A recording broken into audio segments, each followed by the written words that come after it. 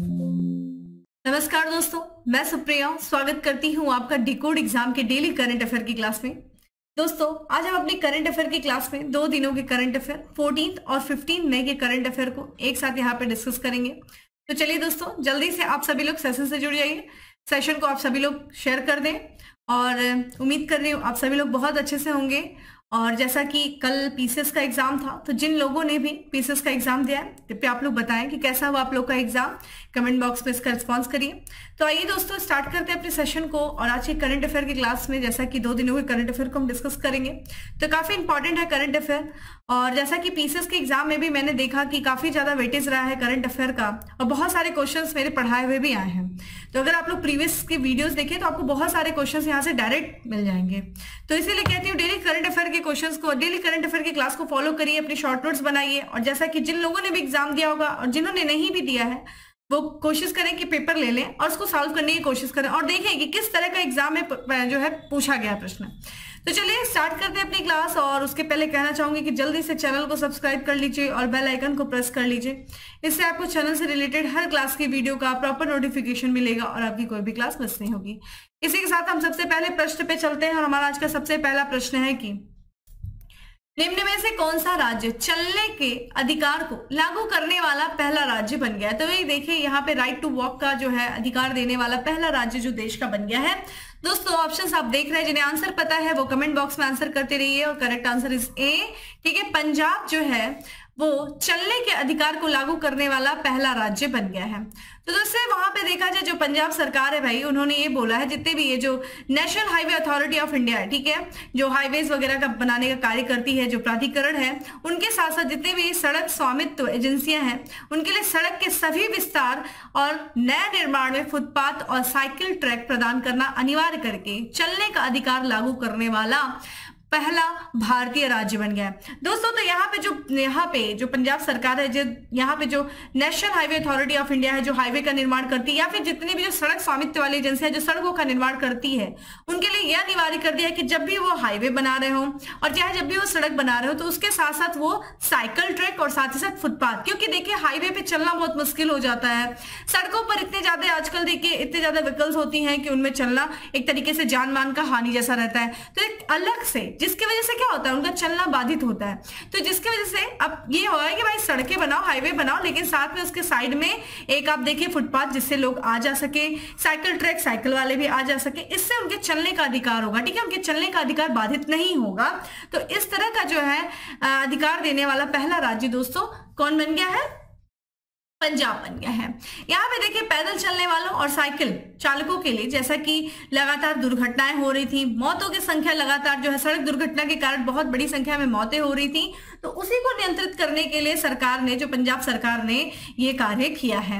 यहाँ पे ये जो निर्देश जारी किया गया था दोस्तों, ये जो पंजाब और हरियाणा उच्च न्यायालय और साथ ही साथ सर्वोच्च न्यायालय ने जो जनहित याचिका दायर किया गया था, उसके बाद से जो है राज्य सरकार ने ये दिशा निर्देश जारी किया है। ठीक है, तो जैसा कि हाईवे पे चलना मुश्किल हो गया, इतनी स्पीड से गाड़ियां जाती हैं, दुर्घटनाएं हो रही थी, एक्सीडेंट हो रहा था, लोग चल नहीं पा रहे थे, तो भाई उनको अधिकार दिया गया कि उनके लिए एक अलग से वहां पे लेन बनेगी जहां से वो जा आ सकेंगे। ठीक है, तो यहाँ पे चलने का अधिकार देने वाला पहला स्टेट दोस्तों कौन बना है? वो बना है पंजाब। दोस्तों, बात करते हैं पंजाब की। पंजाब देखिए आपके सामने इंडिया का मैप खुला हुआ है और पंजाब यहाँ आपको देखिए वेस्ट की तरफ दिख रहा होगा। ठीक है, पंजाब।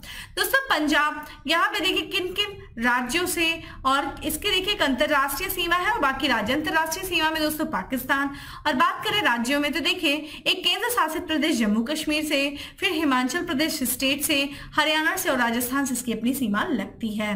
दोस्तों, यहाँ पे पंजाब जो है उसकी कैपिटल है चंडीगढ़, जो कि हरियाणा की भी है, और यहाँ पे जो राज्यपाल है वो है वर्तमान में बनवारी लाल पुरोहित। और बात करें मुख्यमंत्री की तो भगवंत मान जो है वो यहाँ के चीफ मिनिस्टर हैं। वही बात करें संसदीय क्षेत्र की तो यहाँ पे दोस्तों राज्यसभा में पंजाब की 7 सीटें हैं और लोकसभा में जो है वो 13 सीटें यहाँ पे हैं। बात करें दोस्तों विधानमंडल की, तो विधानसभा में देखा जाए यहाँ पे सिर्फ एक सदनीय है, ठीक है। विधानमंडल यानी कि सिर्फ विधानसभा है, 17 सीटें हैं। देखिए वन्य अभ्यारण्य बहुत इंपॉर्टेंट है, और यहाँ पे देखिए हमें वन्य अभ्यारण्य बीर मेहस वन्य अभ्यारण्य है और बीर गुरुदयालपुरा वन्य अभ्यारण्य, ये दोनों कहाँ पे है दोस्तों? पंजाब में है, ठीक है। आइए कुछ और भी चीजें देख लेते हैं जो हाल फिलहाल में चर्चा में थी, जैसे कि विंटेज वाहनों। देखिए पुरानी वाहनें हैं जो हमारे दादा परदादाओं के समय में हुआ करती थी, और एक तरीके से आजकल ये देखते होंगे ना, बहुत रईस लोगों के घर में हमें देखने को मिल जाता है, लोग अपने शौक के रूप में इसको रखते हैं। तो विंटेज वाहनों के लिए अलग पंजीकरण करने वाला जो पहला राज्य बना है दोस्तों, वो बना है उड़ीसा। वहीं देखें राज्य सरकार ने पहले राज्य स्तरीय झींगा मेला का जो आयोजन किया है, ठीक है, तो ये किया है दोस्तों पंजाब राज्य सरकार ने। वहीं देखा जाए दोस्तों कि हाल ही में देखा जाए रक्षा मंत्री राजनाथ सिंह ने देश के पहले वायुसेना विरासत केंद्र का उद्घाटन किया। दोस्तों कहां किया? पंजाब की राजधानी चंडीगढ़ में। तो पहले वायुसेना विरासत केंद्र का उद्घाटन दोस्तों चंडीगढ़ में किया गया, ठीक है। आते हैं अगले प्रश्न पे कि माई गवर्नमेंट ने किस मंत्रालय के सहयोग से युवा प्रतिभा गायन प्रतिभा खोज लॉन्च किया है? तो युवाओं में जो गायन की प्रतिभा है उसकी खोज करने के लिए माई गवर्नमेंट ने किस मंत्रालय के साथ जो है सहयोग किया है? ऑप्शंस आप देख रहे हैं दोस्तों, और इसका जो करेक्ट आंसर है वो है बी, संस्कृत मंत्रालय, ठीक है। तो यहाँ पे ध्यान रखिएगा, एक जो है प्रतिभा शुरू की गई है एक तरीके से, ठीक है। यहाँ पे एक तरीके से टैलेंट प्रतिभा है, युवा प्रतिभा गायन प्रतिभा खोज, जो कि किसके द्वारा माई गवर्नमेंट ने जो है लॉन्च किया है, किसके सहयोग से? तो संस्कृत मंत्रालय के सहयोग से, ध्यान रखिएगा। यहाँ पे देखिए उद्देश्य क्या है, ये जो खोज बात से ही पता चलता है, गायन प्रतिभा खोज, जो युवाओं में जो गायन की प्रतिभा है, बहुत सारी जगहों से बहुत से ऐसे लोग हैं, टैलेंटेड लोग हैं जो अभी तक जो है एक तरीके से उनको स्टेज नहीं मिला है अपनी प्रतिभा को दिखाने के लिए। तो ऐसे लोगों की खोज करके उनको राष्ट्रीय स्तर पर जो है उनको एक तरीके से मान्यता देने के लिए, उनकी पहचान उनको दिलाने के लिए ये सरकार के द्वारा शुरू किया गया। उद्देश्य देख लीजिए, लोकहित, देशभक्ति और समकालीन जैसे जो विभिन्न गायन शैली है उनमें नई और युवा प्रतिभाओं की पहचान करना, और उन्हें साथ ही साथ ना सिर्फ दोस्तों पहचान करना बल्कि मान्यता देने के लिए राष्ट्रीय स्तर पर भारतीय संगीत को ये बढ़ावा देना है, ठीक है। ये जो प्रतिभा शुरू की गई युवा प्रतिभा, इससे क्या होगा? इससे पूरे भारत में नागरिकों के लिए अपनी गायन प्रतिभा और कौशल को प्रदर्शित करने और राष्ट्रीय मान्यता प्राप्त करने के लिए एक अनूठा अवसर है, ठीक है। ये चीज ध्यान रखिएगा। आते हैं दोस्तों अगले प्रश्न में कि गहरे समुद्र मिशन की संचालन समिति की पहली बैठक कहां आयोजित की गई? तो गहरे समुद्र मिशन जो है ये चलाया गया था दोस्तों, लॉन्च किया गया था, और इस मिशन को चलाने के लिए एक संचालन समिति गठित की गई थी, जिसकी पहली बैठक जो हुई है कहां हुई है दोस्तों? तो देश की राजधानी नई दिल्ली में हुई है। तो करेक्ट आंसर है सी, ठीक है। तो दोस्तों यहाँ पे देखा जाए, अभी हाल ही में देखा जाए तो जैसा कि पृथ्वी भवन है नई दिल्ली में, वहां पे गहरे समुद्र मिशन की जो पहली उच्च स्तरीय संचालन समिति की बैठक आयोजित की गई, ठीक है। इस बैठक की दोस्तों अध्यक्षता देखिए किसने किया है? तो केंद्रीय मंत्री डॉक्टर जितेंद्र सिंह ने किया है।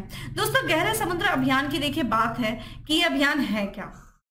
तो जैसा कि हिंद महासागर है, और हिंद महासागर में जो गहरे समुद्र में जो रहने वाले सजीव और साथ ही साथ निर्जीव, ध्यान रखिएगा सजीव और निर्जीव दोनों जो चीजें हैं उनके संसाधनों की बेहतर समझ के लिए एक उच्च स्तरीय बहुमंत्रालय और बहुअनुशंसात्मक कार्यक्रम है, ठीक है। ध्यान रखिएगा, तो एक तरीके से खोज करना उन संसाधनों की जो गहरे समुद्र के अंदर छुपे हुए हैं, सजीव हैं, निर्जीव हैं, ठीक है। इस अभियान की बात करें दोस्तों, गहरे समुद्र अभियान की, तो ये सितंबर 2021 में जो है इसको मंजूरी दिया गया था, और जो अनुमानित लागत है अगले 5 वर्षों में, ठीक है, वो है यहाँ पे 4047 करोड़ रुपए की है। उद्देश्य दोस्तों देखा जाए कि यहाँ पे जो है जैसा कि भारत जो है वो नीली अर्थव्यवस्था दर्जा प्राप्त करना चाहता है या फिर नीली अर्थव्यवस्था में अपने आप को आगे करना चाहता है, उसमें यह मिशन, ठीक है, ये जो गहरे समुद्र मिशन है उसमें काफी ये मददगार साबित हो सकता है, ठीक है। तो ये कब लॉन्च हुआ ये चीज ध्यान रखिएगा। आइए दोस्तों कुछ और भी सम्मेलन है जो हाल फिलहाल में नई दिल्ली में आयोजित किया गया था और आपसे एग्जाम में पूछा जा सकता है, जैसे कि पहले इंडिया स्टेक डेवलपर सम्मेलन का आयोजन जो किया गया है वो नई दिल्ली में किया गया है। वही देखा जाए केंद्रीय पर्यटन मंत्रालय द्वारा अप्रैल 2023 को पहले ग्लोबल टूरिज्म इन्वेस्टर समिट का आयोजन किया गया, कहाँ किया गया? नई दिल्ली में किया गया। वही देखा जाए पहले इंटरनेशनल क्वांटम कम्युनिकेशन कॉन्क्लेव का आयोजन किया गया, कहाँ किया गया? नई दिल्ली में किया गया, ठीक है। चलते हैं दोस्तों अगले प्रश्न पे, जो कि आपका स्पोर्ट्स से रिलेटेड है कि विश्व मुक्केबाजी चैंपियनशिप 2023 में भारत ने कितने पदक जीते हैं। जैसा कि विश्व मुक्केबाजी चैंपियनशिप का आयोजन हुआ 2023, उसमें भारत ने कितने पदक जीते हैं। ऑप्शंस आप देख रहे हैं दोस्तों, करेक्ट आंसर इज डी, ठीक है, 3 पदक जीते हैं भारत ने। तो यहाँ पे देखिए 10 मई को आयोजित हुआ था उज्बेकिस्तान की राजधानी ताशकंद में, ठीक है, विश्व मुक्केबाजी चैंपियनशिप। और इस चैंपियनशिप के सेमीफाइनल में देखिए भारतीय मुक्केबाजों ने 3 पदक जीत करके अपने आप में एक इतिहास रचा, ठीक है, इतिहास। और ये 3 पदक देखिए किसके द्वारा जीता गया है।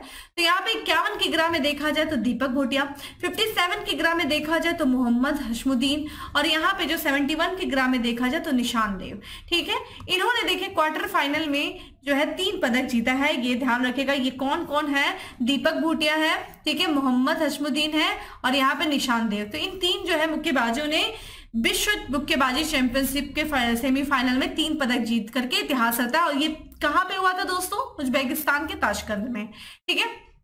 और ये चूंकि पहली बार ऐसा है कि भारतीय जो पुरुष हैं वो मुक्केबाजी चैंपियनशिप में 3 जो है पदक घर लाएंगे, भारत लेके आए, तो ये पहली बार ऐसा हो रहा है, तो इसलिए अपने आप में ये प्रश्न इंपॉर्टेंट हो जाता है। वहीं बात करें दोस्तों 5 मई की, 5 मई में जो है ताशकंद में देखिए एशिया कप स्टेज 2, ठीक है, स्टेज 2 विश्व रैंकिंग टूर्नामेंट हुआ था और उसमें भारत ने 14 पदक जीते हैं। इसमें देखिए 14 पदक में जो 14 मेडल में से जो है 7 स्वर्ण है, 5 रजत है और 2 कांस्य पदक जो है वो शामिल हैं। वहीं देखा जाए दोस्तों यहाँ पे देखिए ISSF विश्व कप का आयोजन हुआ था अजरबैजान के बाकू में, ठीक है। और यहाँ पे देखा जाए तो रिद्धम सांगवान, ठीक है, रिद्धम सांगवान जिन्होंने भारत का प्रतिनिधित्व किया और इसमें इन्होंने देखा जाए तो चूंकि 10 मीटर एयर पिस्टल स्पर्धा में इन्होंने कांस्य पदक जीता है, ठीक है। तो ये शूटिंग से संबंधित था, ठीक है, निशानेबाजी से संबंधित था। अजरबैजान के बाकू में आयोजन हुआ था, रिद्धम सांगवान ने कांस्य पदक इसमें जीता है। आइए दोस्तों अगले प्रश्न की तरफ बढ़ते हैं कि निम्न में से कौन सा देश 10 देशों की सूची में शीर्ष पर है जो वैश्विक मातृ मृत्यु के 60% के लिए जिम्मेदार है। तो जितने भी विश्व में जो मातृ मृत्यु दर है उसमें लगभग 60% के प्रति जिम्मेदार कौन है, यानी कि सबसे ज्यादा मातृ मृत्यु दर किस देश में ज्यादा दर्ज की गई, लगभग 60%। दोस्तों इसके साथ कहना पड़ता है कि ये कोई और नहीं बल्कि भारत है। तो यहाँ पे दोस्तों यहाँ पे संयुक्त राष्ट्र ने एक रिपोर्ट अभी जारी किया है और उसमें यह बताया है कि भारत जो है उन 10 देशों की सूची में सबसे आगे है जहां पे वैश्विक मातृ मृत्यु दर, मृत्यु जन्म यानी कि जन्म के समय जो मृत्यु हो जाती है, नवजात मृत्यु, ठीक है, के 60% और वैश्विक स्तर पे 51% जीवित जन्मों के लिए भी जिम्मेदार है। तो मृत्यु के लिए देखिए 60% और जो जीवित जन्म है उनके लिए 51% है। इसकी बात करें तो ये जो रिपोर्ट है, जैसा कि आयोजन किया गया था अंतरराष्ट्रीय मातृ नवजात स्वास्थ्य सम्मेलन, ठीक है, नवजात स्वास्थ्य सम्मेलन, international maternal new birth health conference का जो आयोजन किया गया था दोस्तों, कहाँ किया गया था ये चीज ध्यान रखेगा। तो ध्यान रखेगा ये केपटाउन में किया गया था, अभी हाल ही में किया गया था 8 से लेकर 10 मई तक, केपटाउन दोस्तों साउथ अफ्रीका में, ठीक है। साउथ अफ्रीका में अंतरराष्ट्रीय मातृ नवजात स्वास्थ्य सम्मेलन का आयोजन किया गया था और उसी सम्मेलन में ये चीज बताई गई।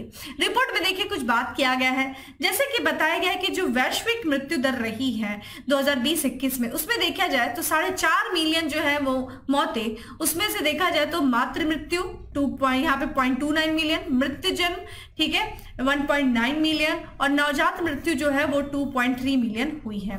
भारत के बाद देखिए कौन कौन से देश हैं जहां पे मातृ मृत्यु जो है ज्यादा रही है। तो नाइजीरिया है, फिर पाकिस्तान है, कांगो लोकतांत्रिक गणराज्य है, इथियोपिया है, बांग्लादेश है, चीन है, चीन भी रहा है, ठीक है। यहाँ पे जो वैश्विक जन्मों की बात करें दोस्तों, तो वैश्विक जीवित जन्मों में 17% के लिए जिम्मेदार भारत है। क्योंकि इतने ज्यादा यहाँ जन्म हो रहा है, इसी की वजह से माना जा रहा है कि बड़ी संख्या में जो मातृ मृत्यु, जन्म और नवजात मृत्यु, इन सब के कारक जो है इसमें शामिल किए गए, ठीक है। आते दोस्तों अपने अगले प्रश्न पे कि निम्न में से कौन सा हवाई अड्डा रीडिंग लॉन्च हासिल करने वाला भारत का पहला हवाई अड्डा बन गया है, ठीक है। रीडिंग लॉन्च यानी कि लॉन्च होगा, वहां पे पुस्तकें वगैरह, बुक वगैरह रखी रहेंगी, आराम से जब तक आपकी फ्लाइट नहीं आती तब तक वहां पे बैठ करके आराम से बुक पढ़िए, देखिए। तो ऐसा जो है पहला हवाई अड्डा बना है दोस्तों लाल बहादुर शास्त्री हवाई अड्डा। जैसा कि ये कहाँ पे दोस्तों, वाराणसी में। इसको देखा जाए बाबतपुर हवाई अड्डे के भी नाम से जानते हैं, ठीक है, वाराणसी में है ये। इसको बाबतपुर हवाई अड्डे के नाम से भी जाना जाता है, ठीक है। तो यहाँ पे लाल बहादुर शास्त्री जो अंतरराष्ट्रीय हवाई अड्डा है वो भारत का पहला ऐसा हवाई अड्डा बन गया है जहां पे रीडिंग लॉन्च लगा है। लॉन्च किए देखिए पुस्तकालय में, देखिए क्या होगा, काशी पर, यानी कि चूंकि वाराणसी में काशी पर पुस्तकें होंगी। और इसके अलावा देखिए जो प्रधानमंत्री युवा योजना जो चलाई गई है, उस युवा योजना के तहत जो युवा लेखक हैं जिन्होंने अपनी बुक प्रकाशित किया है इस योजना के तहत, उनकी भी बुकें यहाँ पे रखी रहेंगी, तो उनकी पुस्तकें पढ़ेंगे। और साथ ही साथ अंतरराष्ट्रीय भाषाओं में जो साहित्य और पुस्तकों का संग्रह वहां पे होगा। ठीक है, चलिए आप मुझे बताइए प्रधानमंत्री जो है युवा योजना किस वर्ष लॉन्च की गई थी, आप मुझे बताइए। आइए कुछ और भी न्यूज है, जैसे कि Vistara airline sustainable aviation fuel का उपयोग कर कॉमर्शियल उड़ान संचालन करने वाली पहली भारतीय एयरलाइन बन गई है। ठीक है, तो सस्टेनेबल एविएशन फ्यूल का उपयोग कर कॉमर्शियल उड़ान भरने वाली पहली एयरलाइन जो बनी है दोस्तों, वो विस्तारा एयरलाइन बनी है। और ये जो उपलब्धि हुई है विस्तारा ने, बिल्कुल नए, इसका देखिए बोइंग जो है फ्लाइट थी जिसका 7879 ड्रीम लाइनर, उसमें इन्होंने जो है सस्टेनेबल एविएशन फ्यूल का उपयोग करके कॉमर्शियल उड़ान भरी है। तो ये उपलब्धि जो है इन्होंने विस्तारा ने हासिल किया है, बोइंग 7879। ठीक है, आते दोस्तों अपने अगले प्रश्न पे कि निम्न में से किसे पहले Govind Swarup life time achievement award से सम्मानित किया गया है। तो पहला Govind Swarup life time achievement से जो सम्मानित किया गया है वो प्रोफेसर जयंत विश्रु नार्लिकर को किया गया है। ठीक है, तो यहाँ पे देखिए प्रोफेसर जयंत विश्रु हैं, उनको देखिए यहाँ पे एस्ट्रोनॉमिकल सोसाइटी ऑफ इंडिया ने जो है पहले Govind Swarup life time achievement से सम्मानित किया है। बात करें दोस्तों तो इन्हें क्यों सम्मानित किया गया है, तो इन्होंने जो ब्रह्मांड विज्ञान यानी कि कॉस्मोलॉजी, ठीक है, उसमें जो अनुसंधान शुरू करने वाले ये शुरुआती व्यक्तियों में से एक थे जिन्होंने शुरू किया था, और इन्होंने उस क्षेत्र में काफी अपना योगदान दिया है। बात करते हैं इस, ठीक है, ये जो अवार्ड है कौन सा दोस्तों, Govind Swarup life time achievement award. तो ये देखा, ध्यान रखिएगा, तो ये जो 2022 में है, देखिए एस्ट्रोनॉमिकल सोसाइटी ऑफ इंडिया ने इस अवार्ड को जो है स्थापित किया। जितने भी प्रतिष्ठित भारतीय खगोलविद हैं उन्होंने जो अपने कार्यकाल के दौरान जो है खगोल विज्ञान में और खगोल भौतिकी के क्षेत्र में जो उन्होंने योगदान दिया है उसी को सम्मानित करने के लिए इस Govind Swarup life time achievement award की स्थापना की गई। ठीक है, किसके द्वारा, एस्ट्रोनॉमिकल सोसाइटी ऑफ इंडिया के द्वारा। बात करें दोस्तों गोविंद स्वरूप क्यों, इनका ये कौन है, तो देखिए जो पुरस्कार का जो नाम रखा गया है प्रोफेसर गोविंद स्वरूप में, ठीक है, जो 1929 से लेकर के 2020 तक थे, ये उन्हीं के सम्मान में रखा गया है। और जिन्हें व्यापक रूप से देखिए ये जो प्रोफेसर गोविंद स्वरूप थे, इन्हें भारतीय रेडियो खगोल विज्ञान का संस्थापक माना जाता है, और इन्हीं के नाम पर यह पुरस्कार का नाम रखा गया है। किसके द्वारा इसकी स्थापना की गई इस पुरस्कार की, एस्ट्रोनॉमिकल सोसाइटी ऑफ इंडिया के द्वारा।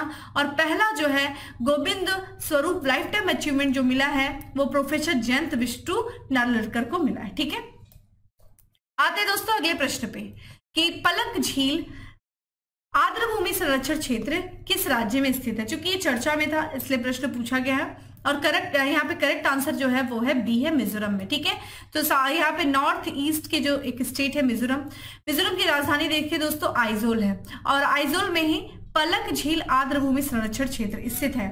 और इसी संरक्षण क्षेत्र के किनारे दोस्तों एक प्रकृति के शहर यानी कि नेचर वॉक का आयोजन किया गया। ठीक है, लोगों को प्रकृति के प्रति, यानी कि यहाँ जो पलक झील आर्द्रभूमि संरक्षण क्षेत्र है वो देखा जाए जैव विविधता से परिपूर्ण है, और ये जो भारत वर्मा यानी कि भारत और म्यांमार जैव विविधता क्षेत्र के अंतर्गत आता है। जैसा कि आपको पता है 5 जून को दोस्तों मनाया जाता है विश्व पर्यावरण दिवस, और उसी के उपलक्ष्य में, उसी दिवस को मनाने के उपलक्ष्य में देखा जाए यहाँ पे मिशन लाइफ यानी कि life style for the environment के तहत देश भर के लोगों को जागरूक किया जा रहा है। ठीक है, इस प्रकृति के शहर नेचर वॉक के तहत। ठीक है, तो यहाँ पे जैसा कि आपको पता है लाइफस्टाइल यानी कि एनवायरमेंट के अनुरूप अपने लाइफस्टाइल को बनाना।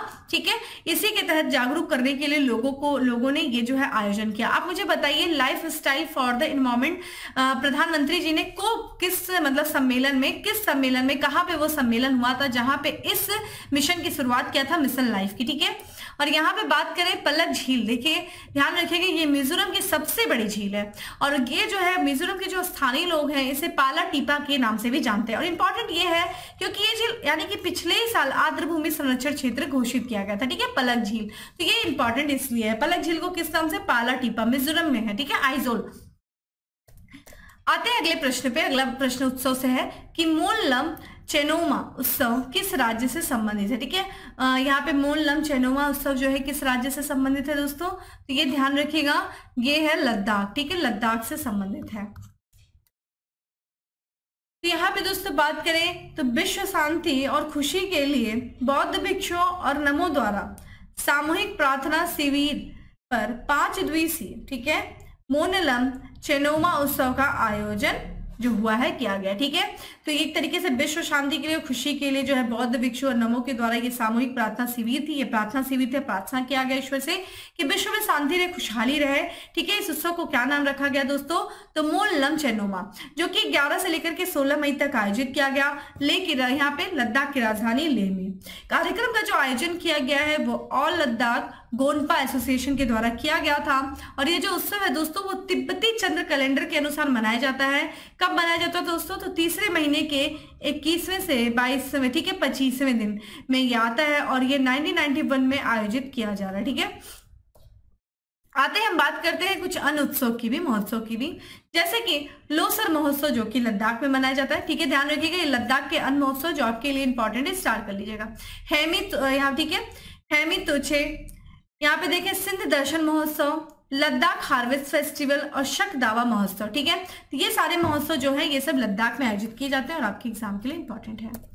आते दोस्तों अगले प्रश्न पे की छठा हिंद महासागर सम्मेलन का आयोजन कहाँ किया गया? ठीक है, जैसा कि छठा हिंद महासागर सम्मेलन का आयोजन किस देश में किया गया दोस्तों? तो ये किया गया है बांग्लादेश की राजधानी ढाका में किया गया। ठीक है, तो ये छठा हिंद महासागर सम्मेलन का आयोजन जो किया गया था वो 12 से लेकर के 13 मई के बीच में किया गया बांग्लादेश की राजधानी ढाका में। और इस सम्मेलन में देखा जाए तो भारत की ओर से देखा जाए जो विदेश मंत्री हैं एस जयशंकर, उन्होंने इस सम्मेलन में भाग लिया। ठीक है, ये जो छठा विश्व, यहाँ पे जो ये छठा हिंद महासागर सम्मेलन था, इसकी विषय क्या थी?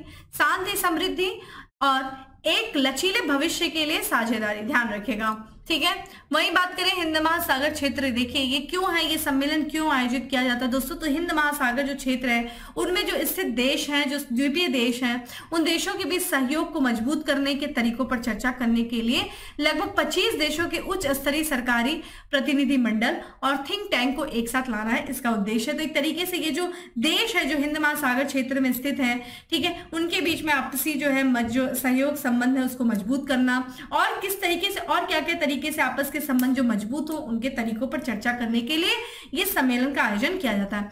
ये चूंकि छठा सम्मेलन था, लेकिन जो पहला सम्मेलन आयोजित किया गया था दोस्तों वो 2016 में किया गया था, सिंगापुर में आयोजित किया गया था। ठीक है, तो पहला जो हुआ था हिंद महासागर सम्मेलन वो सिंगापुर में 2016 में, 2023 में छठा हुआ है बांग्लादेश की राजधानी ढाका में।